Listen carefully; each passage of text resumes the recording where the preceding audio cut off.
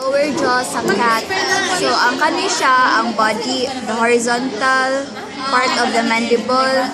Then, ang kani siya is the ramus.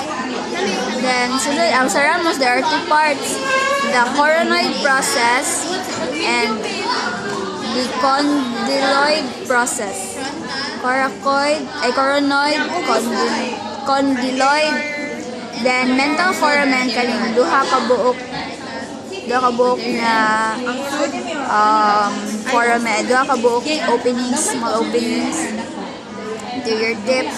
Then, ang susunod is the mandible foramen. Mandibular foramen dahil kani siya.